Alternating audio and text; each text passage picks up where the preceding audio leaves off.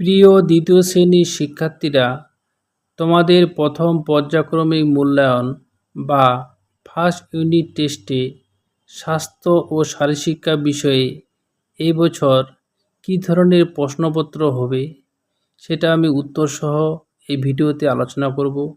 তোমরা ভিডিওটি প্রথম থেকে শেষ পর্যন্ত দেখো। এই বছর তোমাদের স্বাস্থ্য ও শারীরশিক্ষা বিষয়ে 10 নম্বরের মধ্যে পরীক্ষা হবে। সময় থাকবে 20 মিনিট। এখানে তোমরা বিদ্যালয়ের নাম, নিজের নাম এবং রোল নাম্বার লিখবে। এবারে প্রশ্নগুলি দেখো। 1 নম্বরে রয়েছে সঠিক উত্তরের মাথায় টিক চিহ্ন দাও। ক নম্বরে দেখো, প্রতিদিন সকালে ঘুম থেকে উঠে ও শোয়ার আগে তামাক, ছাই, মাজন বা পেস্ট দিয়ে দাঁত মাজতে হবে। তাহলে সঠিক উত্তর হবে মাজন বা পেস্ট। তোমরা মাজন বা পেস্টের উপরে টিক চিহ্ন দিবে। খ নম্বরে দেখো, ভিটামিন এর অভাবে রাতকানা, ম্যালেরিয়া না নিউমোনিয়া রোগ হয়? ভিটামিন এর অভাবে রাতকানা রোগ হয়। রাতকানার উপরে তোমরা টিক চিহ্ন দিবে। গ নম্বরে দেখো, চুলের পুষ্টি হয় vitamin C, vitamin A, vitamin B যুক্ত খাবার খেলে। এটার উত্তর হবে ভিটামিন বি। চুলের পুষ্টি হয় ভিটামিন বি যুক্ত খাবার খেলে। খ নম্বরে দেখো, খোস পাচড়া চুলকানি হলো একটি কানের, ত্বকের, চোখের রোগ। খোস পাচড়া হলো ত্বকের রোগ। ত্বকের উপরে তোমরা টিক চিহ্ন দিবে।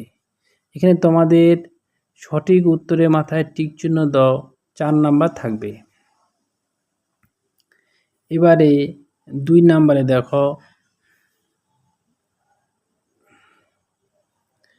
বন্ধনীর মধ্য থেকে সঠিক শব্দ নিয়ে শূন্য স্থান পূরণ করো।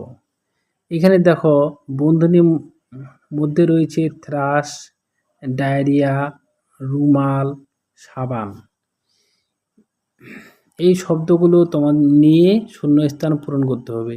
ক নম্বরে দেখো, হাঁচি কাশির সময় ড্যাশ দিয়ে মুখ ঢাকা উচিত। তাহলে হাঁচি কাশির সময় রুমাল দিয়ে মুখ ঢাকা উচিত।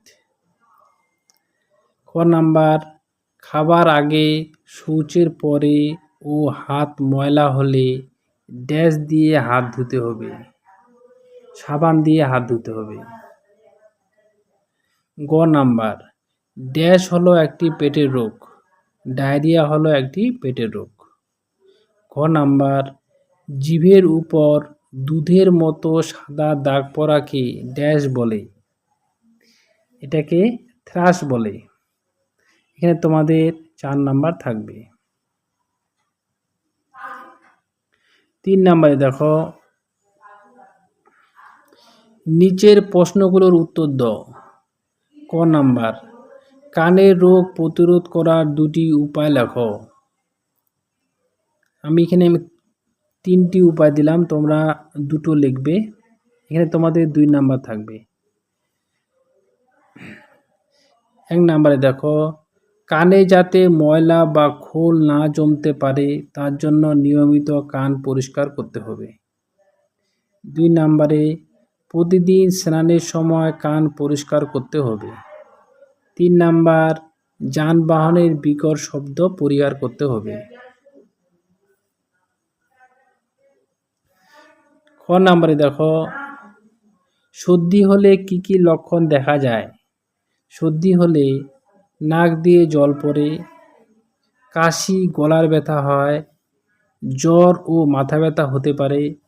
4 নাম্বার, নাক বন্ধ হয়ে যেতে পারে। এগুলো হলো সর্দির লক্ষণ। আজকে দ্বিতীয় শ্রেণীর স্বাস্থ্য ও শারীরশিক্ষা বিষয়ে কী ধরনের প্রশ্নপত্র আসতে পারে সেটা আমি উত্তরসহ এই ভিডিওতে আলোচনা করলাম।